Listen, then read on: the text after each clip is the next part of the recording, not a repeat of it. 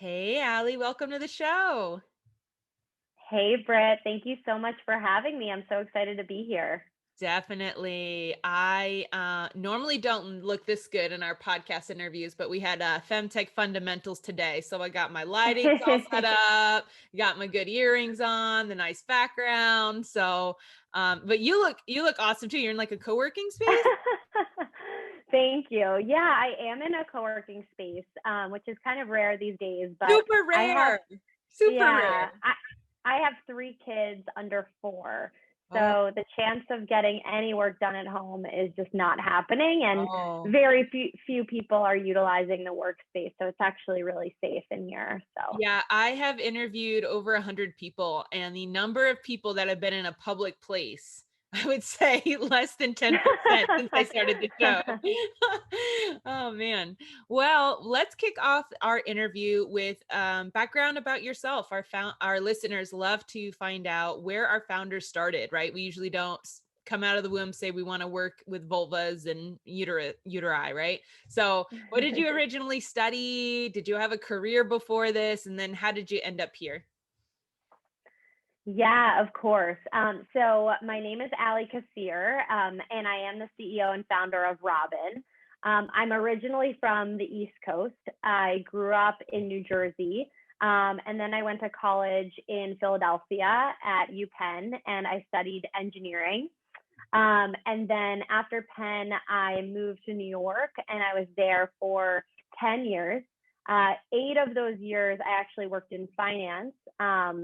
And 2 of those years was kind of the transition where I was starting my path to parenthood and ended up founding Robyn. And then 2 years ago now, we moved to LA, and that's where we live now. And as I said before, I'm the mom of 3 boys under 4. So our home is a little bit chaotic these days, but yeah, really grateful for them. And I'll kind of talk about how we created our family and how that led to me founding Robyn. Definitely. I have a few questions. Was the move to LA because of the company or because of something else? It was really personal and Personal. family Okay. related. Yep. Yeah. Yep. Because having been an entrepreneur in Texas, there was a lot of talk of, do you leave Texas to go to LA or New York or San Francisco? Since then, that was like, years ago. Since then, Texas is an amazing place to start your startup, and you do not need to leave, especially during the pandemic. You really can do your company anywhere. So I was kind of curious about the move. But and then I want to ask you real quick before we get into like what your company does and stuff.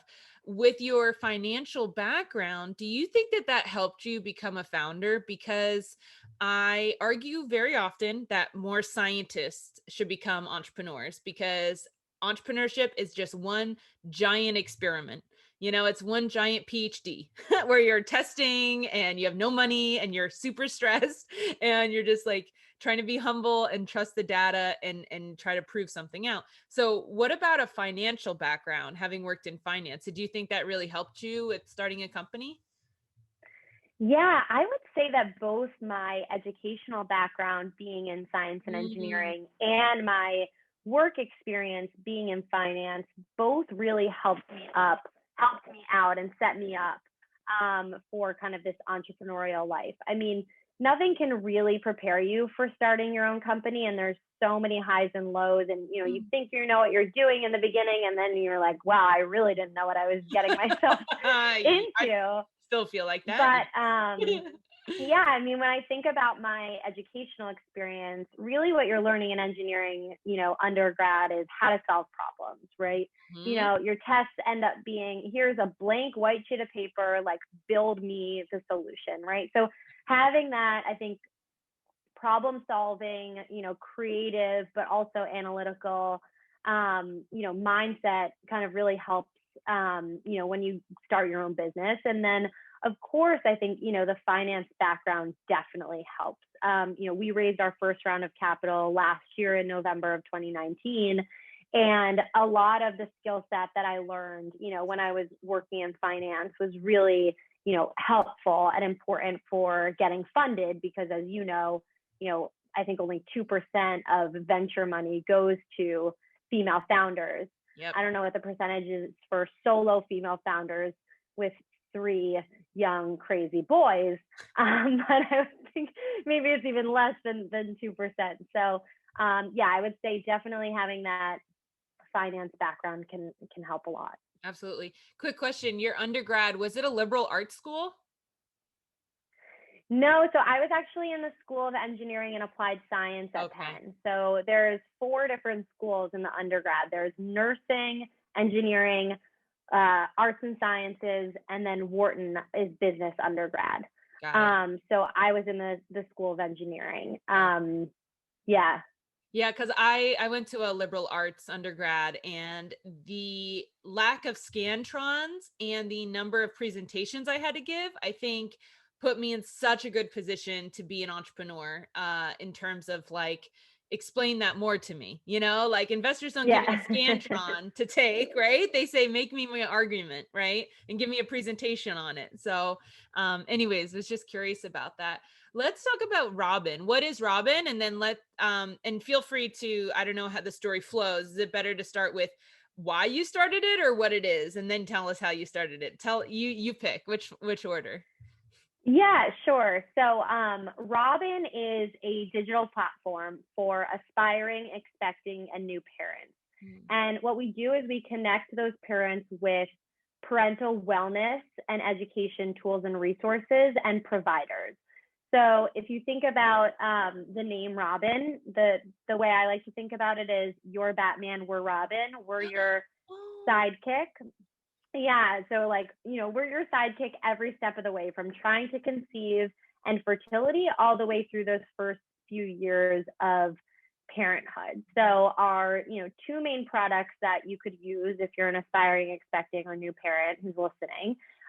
One, you could go to our site and you can find and book a provider like a doula, a lactation consultant, an infant sleep coach, a dietitian, and all of our providers have been vetted by Robyn, and they specialize in this period of time, fertility, pregnancy, and postpartum. So it's kind of all of that complementary care that would go alongside your primary care that maybe you're getting from an OBGYN or from a reproductive endocrinologist if you're going through fertility treatments. And then the other product that we launched recently is our virtual classes. So we have a virtual childbirth education class. So for anyone whose hospital birthing class was canceled, or they don't feel like paying $300 for a Zoom with an RN at their hospital, you can actually purchase Parent Birth, which is $49, and it's 3 hours. It's taught by 15 of our top providers, and it really gives you, preparing for birth, labor and delivery, postpartum support. So that's the other kind of product that we have. And in terms of like why I started it, I alluded to it in the beginning. So I was working in finance for 8 years. Then my husband and I started trying to have a family, and we're trying and trying and trying, and ultimately faced unexplained infertility. So I ended up taking a leave of absence from my finance job and just used that time to really like mother myself, and focus on my fertility treatments. I thought I would be back in my finance job in 3 or 4 months, happily pregnant. And our journey ended up being a little bit longer than that. We ended up going through IVF to have our twins. And while I was on this sabbatical, I just became really passionate about the intersection of fertility and wellness. I started changing my diet, changing my exercise routine, started seeing a reproductive psychiatrist, really anything that I could control during this time. And the other big thing that I did during this time was I just started sharing my story. So at this time, 3 or 4 years ago, no one was really talking about these topics on social media, like infertility, miscarriage, and loss. It was just really, not talked about. It was still like, social media was still like a brag reel of everything that was kind of going right in your life. Brag reel. Wow, that is so real. Yes. And luckily that has since changed. There's so many, platforms where people are being open about, their real and raw paths to parenthood. But at the time, there really wasn't. So we started to grow just a community on social media around changing the fertility conversation. So it started with me sharing my journey, but very quickly we were sharing other families' journeys and other paths to parenthood, fertility journeys, pregnancy journeys, postpartum journeys. And it was great because all of a sudden there was this like collective wisdom, and you could share, not feel alone in what you were going through, connect with other women and families who were on a similar path. And not feel as like alone or confused on your path to parenthood. So once the community had grown to a significant size, we had the opportunity to really talk to other parents about their pain points, and kind of discovered that, access to resources, classes, expert wellness providers wasn't really, available, and they were looking for tools like that. So we essentially used the community to discover, the tech-enabled products that we were going to build to solve some of those pain points. So that's really how it started. And it's been, an evolution and a bunch of different, pivots and exciting, it's been now, almost 4 years since like the first germ of an idea of sharing my story and what that would mean, and that I wasn't going to go back to my finance job. So, so yeah, that's a little bit of background there. Wow. I have a bunch of questions.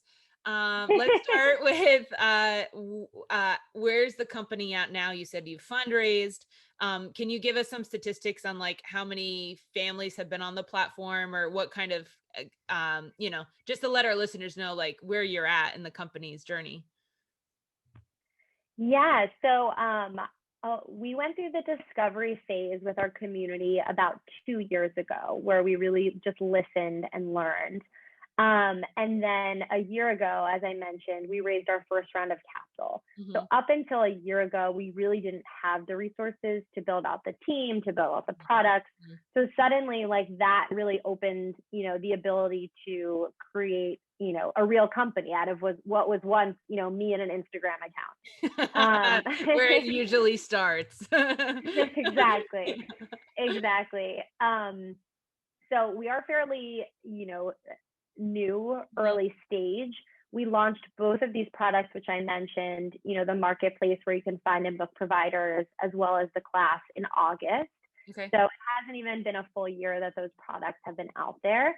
In terms of like stats, we like to say our community size is about 75,000 aspiring, expecting, and new parents across Instagram, across Facebook, Pinterest, and our email newsletter.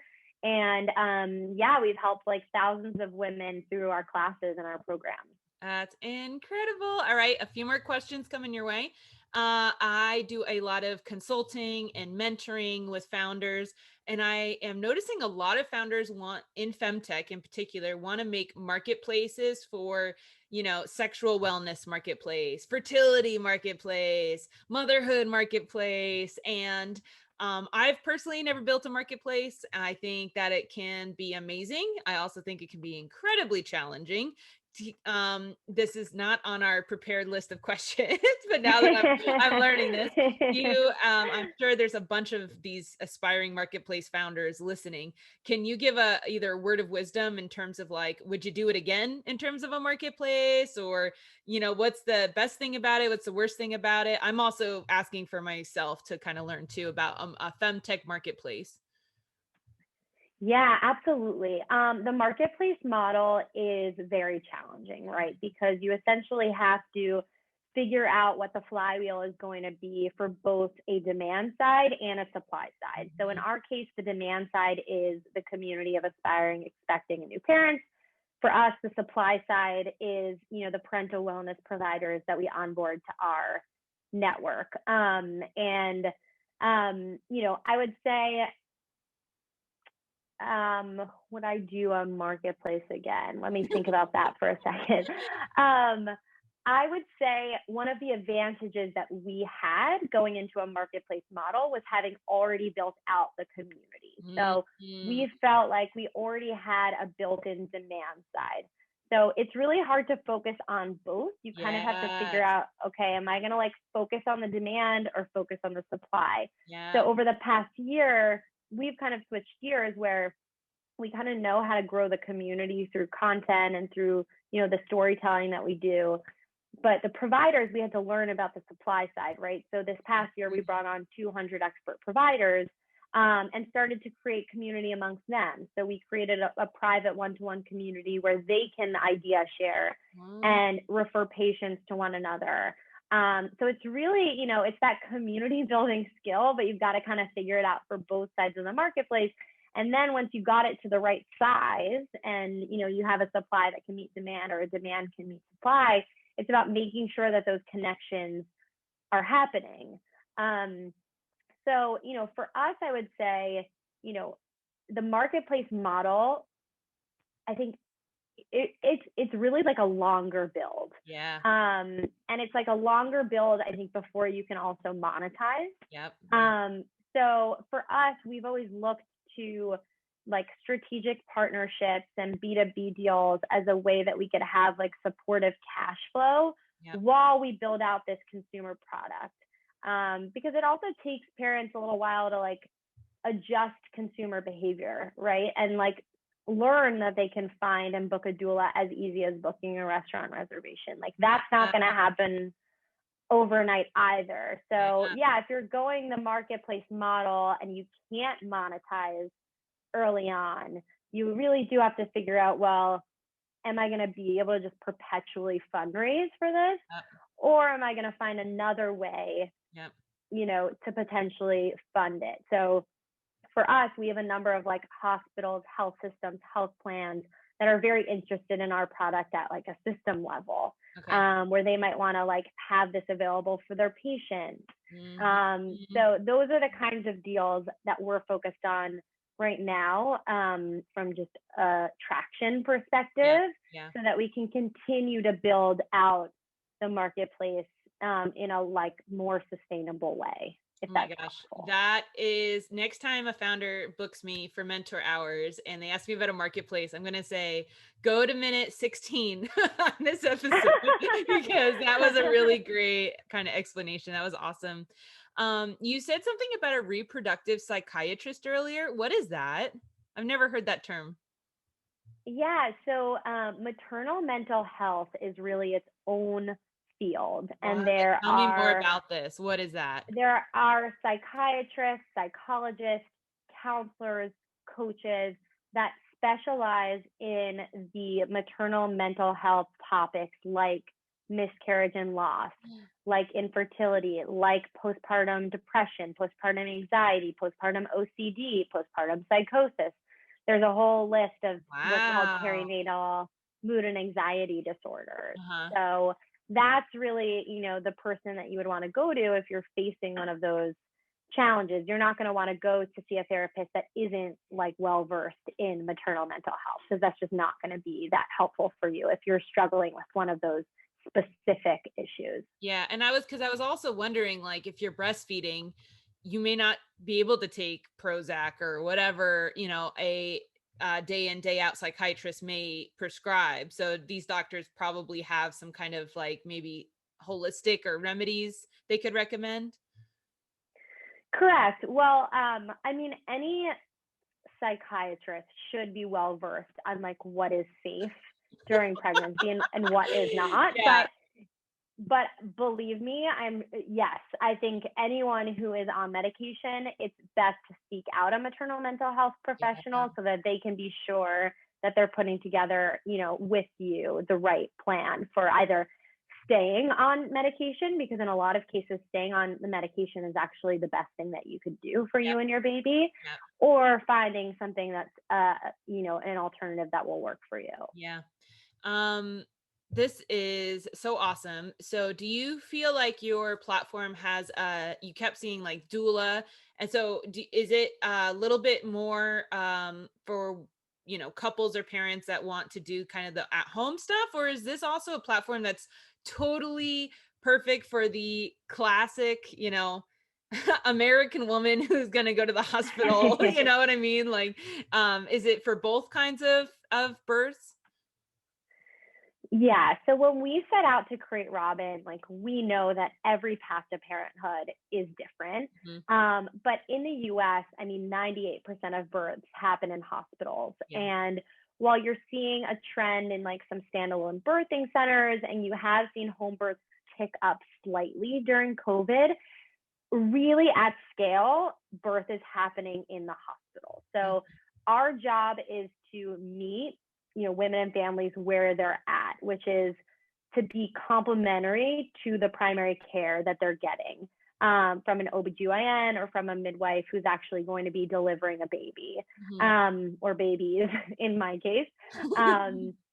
So we really look for wellness providers who are integrative, meaning that they will work directly with you and your primary care physician on like the best plan for you. Any provider who comes to us and has a very rigid way of thinking about birth and like it's their way or the highway, like that person is really not a good fit for Robyn. Yeah. Another thing that I heard about is that you are seeing some kind of trends with early parents and effects on women differently and early moms. Take me through like what those terms even mean and what you're seeing. Yeah. So, I mean, when we speak to women and families, which we did during that discovery phase, but we continually do within the community, the three biggest challenges that we hear are stigma, misinformation, and accessibility to resources. So stigma being, I still feel really alone in what I'm going through, and I don't feel like I have the community and support.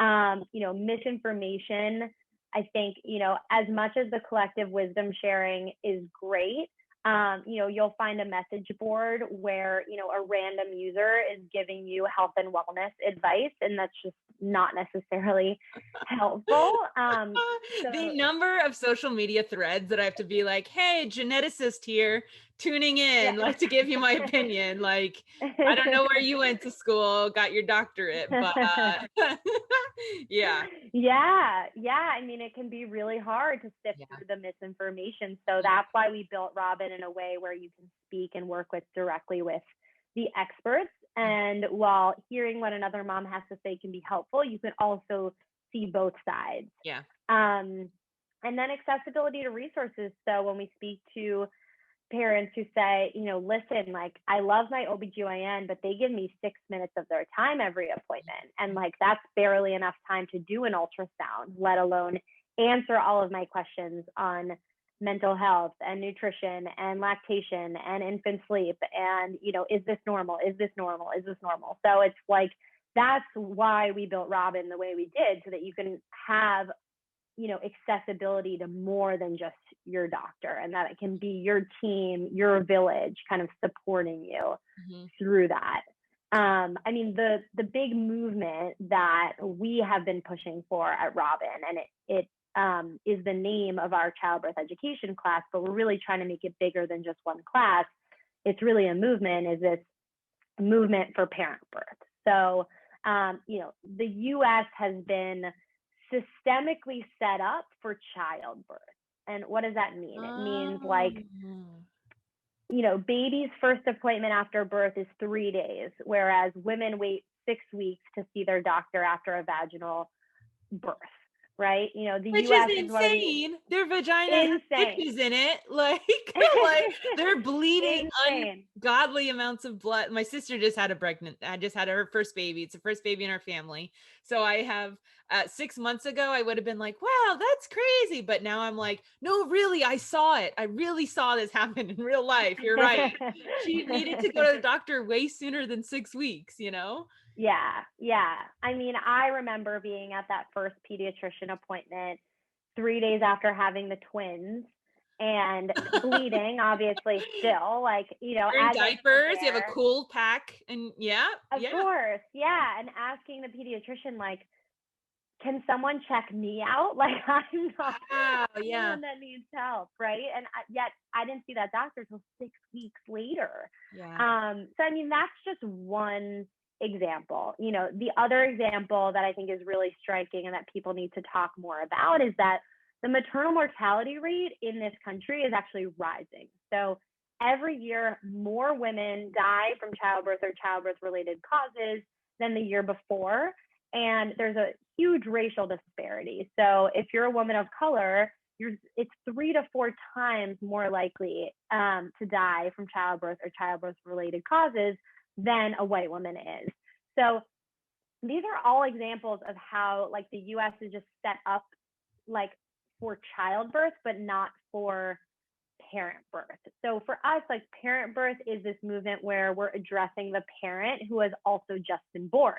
Like if this is a whole change, that you go through, hormonally and, emotionally and physically, and, you now have all this responsibility and you have this newborn and you're like, what do I do? Is this normal? So we are really pushing, for this, movement of parent birth. It's very similar, to a concept that they actually talk about in maternal mental health called matrescence, which is the becoming of a mother. So similar to adolescence, where you're going through puberty and you have these hormonal, emotional, and physical changes, matrescence is the becoming of a mother, but no one really gives it any airtime, right? Like you've never even heard of the word. I never even heard of that word. And I'm like this FemTech expert over here talking about vaginas every day. Never heard that word. Yep.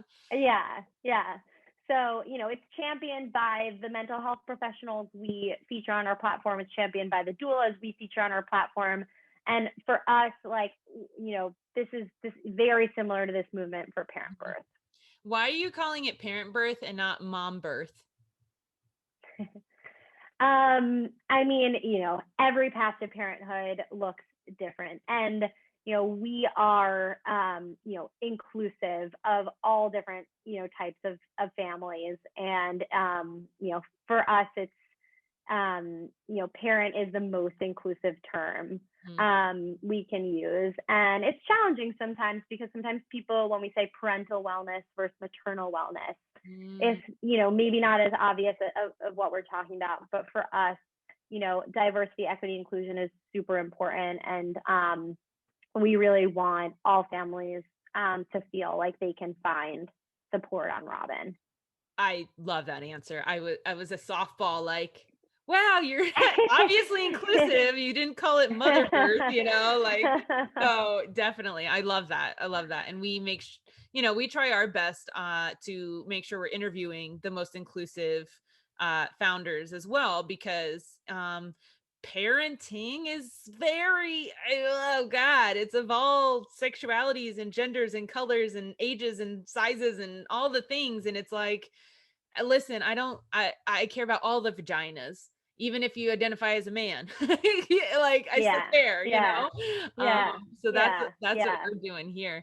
I mean, the other important thing to note there is just like how important a partner's role is too, right? So it's like, this idea of, equal and shared, responsibility as parents, like it starts now. So like, but by saying like it's all about maternal health and wellness and we're not even addressing the partner, that's really, not what we're going for either. So that's also important. Right. One of the things that I know that you're passionate about is reproductive justice. Can you tell me more about what that means and what that looks like for you? Yeah. So, I mean, there's varying definitions of reproductive justice in this field, but the one that we like to use is really the human right to have a family or to not have a family if you choose to do so. Create that family in any way you so choose, and then parent that family in a safe way. So, there are many examples of reproductive injustices that we come across, right? So I talked about before this disparity in maternal morbidity and maternal mortality rates between women of color and between white women. Another example of a reproductive injustice might be, that some aspiring parents don't have access to fertility treatments like IVF and surrogacy because they can't afford them for socioeconomic reasons, right? So, and their insurance doesn't cover it because there's only, I think, 15 states, 15, that mandate, some sort of fertility coverage. Yeah. So, reproductive justice is really how we always think about diversity, equity, and inclusion at our company, because it's always through that lens of reproductive justice, because that's where we feel like we can have the most impact. So yeah, if you're not getting it yet, we are a very mission-based company, and like this is very central.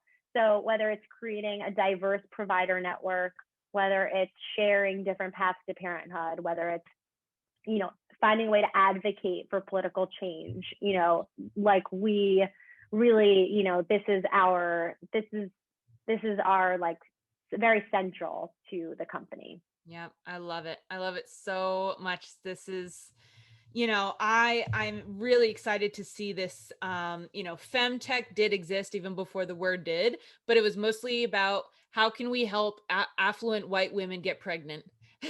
And like that was pretty much FemTech for like decades.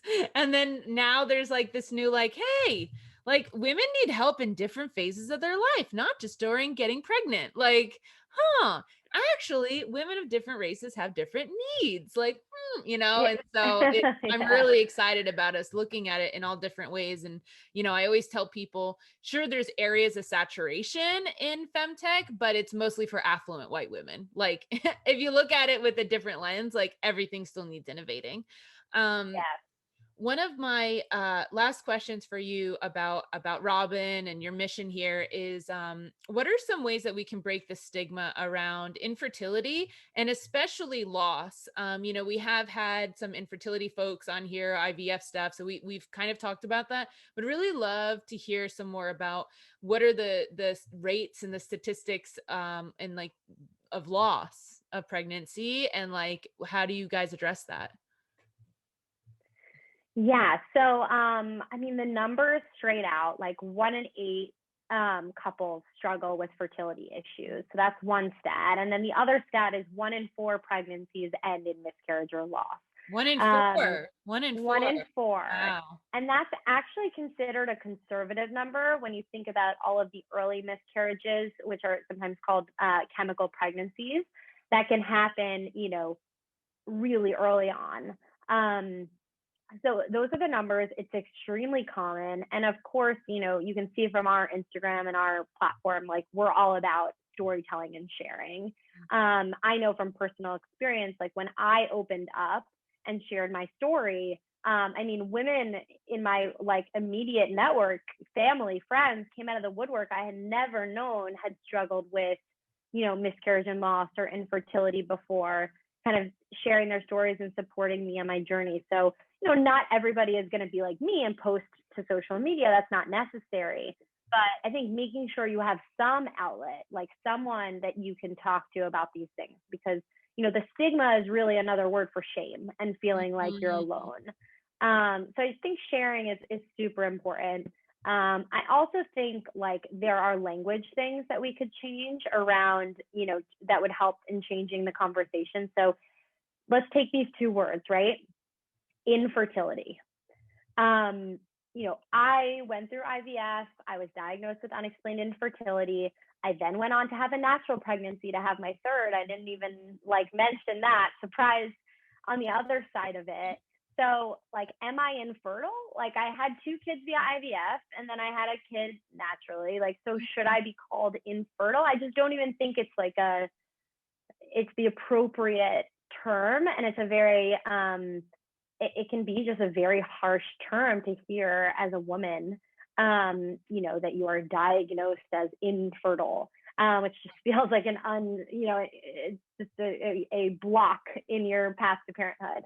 And this word miscarriage, like, miscarriages happen because of chromosomal issues or because of a structural issue in the uterus that you're most likely born with. So why are we saying that a woman miscarried, right? It's just not helpful. helpful Like for she like dropped the reducing. ball, right? Or like Right, she, exactly.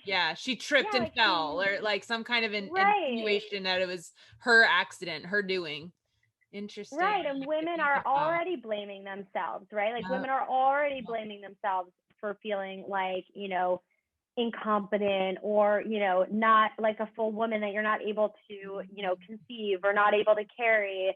And so using these terms is just like, really not helpful. Yeah. So, of course it's hard to change the language. But I think over time, with enough advocacy, we could all figure out, like, for us, I mean, with Robyn, we never use the word infertility, because I could say fertility clinic or infertility clinic. They both kind of mean the same thing. Or I could Yeah. say fertility journey or infertility journey. They both kind of mean the same thing. So it's like we are actively trying to change the language. And I think, over time, hopefully that kind of stuff sticks. Do you have another word for miscarriage that you've come up with yet? I think loss is a much more appropriate word, because it truly is a loss. And we live in a death denying society where we don't have the words to talk about loss. And I mean, listen, like, this year has been a year, 2020 was a year of like unimaginable loss during the pandemic. But we're not equipped with the words to talk about it. So it is really a loss. Like, I'm sorry for your loss. Like, and I prefer that word over miscarriage. Yeah. Allie, I'm getting so much maternal energy from you. Sometimes I interview people and I'm like, we're going to be girlfriends with you. I feel like I can call you in the middle of the night crying and that you'd listen to me. Like, that's the energy I'm getting right now. I'm like, she's so maternal and sweet. Like, I think she would tell me nice things. That's what I'm getting from you. That's an awesome quality, especially running Robyn. That's awesome. Oh, thank you. That's so sweet. Our last two questions our listeners love. The first one is, if someone wanted to start a FemTech company, what are areas in women's health and wellness that you think still need innovating? Yeah, it's such a good question. I mean, FemTech is just far more expansive than what is currently funded, what is currently out there. There's such a diversity in women's health experiences that's just not about like fertility and periods, or for white affluent women, like you said before so perfectly. So I want people to know, who's listening, like there's so much opportunity. Even like within FemTech, like I'm part of a group called FamTech, FAM Tech. It's just for, the family section of FemTech. So if you think about like FemTech being the overhead, there's got to be like all these, offshoots. I think within your question, you said health and wellness. And I think like there's an answer right there. And like, this is an example of like what we're trying to build, is like building a bridge between what we consider, healthcare, like the healthcare establishment of like hospitals and health systems and insurance companies and primary care physicians, and like what we consider wellness. Because I think there's just unfortunately been a lot of barriers between health and wellness. And I think we need more companies that are really building bridges. So yeah, I think that's probably where I would say like I see the most opportunity. Yeah. I love that. A bridge between the healthcare system and your everyday wellness, right? Like, a doctor says, work out more or eat better, but then you're just like you leave the doctor's office, and you're like, hope my checkup next year's better. I'm just gonna try to figure it out. Or, Exactly. I personally love to marry Western medicine and Eastern medicine. So I take my antibiotics and I also like get acupuncture. Like I take my psych meds and I get cupping. So, like I'm like, these go together, Right. So, yeah. Right. Yeah. Our last question is, what do you think the femtech industry as a whole needs the most right now in order to be successful? Oof, I think a lot. Mhm. Definitely funding. I mean, I'm sure you've looked at the stats of how, FemTech and female founders in general were funded, so much less in 2020, and how the pandemic is just kind of like weighing, on that particular founder type even more. So, definitely funding, of course, like top talent, product, um, like I mentioned before, I think like buy-in from the healthcare establishment, Mhm. um, and um, like we talk about our 4Ds at Robyn, and I feel like this is maybe a good way to like integrate into what the industry itself needs. So like the first D is demystify. Like we need more data, more research, more facts, more truth to like help like cut through the noise and This is not debunk. niche. This is not niche. Yeah. Exactly, Yeah. exactly. Like debunk what feels like too big or too complex. Yeah. Um, and then I've mentioned it a bunch of times on this podcast already, but destigmatization, like when something is underrepresented, underreported, unaccepted, or, goes against the societal norms, it's often stigmatized. And I think continuing to destigmatize some of these topics is just really important, for the progress of the industry as a whole. Our other two Ds, defend and democratize. So, defend, I spoke a lot about reproductive justice already, and there are just so many social and political conditions that impact our reproductive rights. Yeah. So we just need to continue to advance the conversation. In terms of the last D, democratize, it's really about, making this accessible to all, to all women, to all parents, to all families, and, we have got a big way to go in terms of democratizing these services, to your point, where it's, not just the white affluent woman who has access to, these FemTech or FamTech Yep. options. Yep. So yeah, that's probably like a nice summary to kind of That bring us full was circle. perfect. Wow. You are amazing. Thank you for all you do for all of the parents out there. I love this idea of we need to talk about how parents are birthed and not just the child, because especially like you said, the maternal mortality rate is increasing. I personally am twice as likely to die from, giving childbirth than my own mother, which is Yeah. insane. So Yeah. obviously you're working on something that literally women's lives are on the line. So thank you, thank you, thank you, thank you. It was great talking to you. It was so great talking to Britt. And I just wanted to mention, for anyone who wants to find out more information about Robyn, our handle is at We Are Robyn. Our website is wearerobyn.co. We actually made you a promo code, so you can use FemTech10 if you'd like to get $10 off our parent birth childbirth education class. So yeah, so look us up, and would love to hear from you. Amazing. Thank you.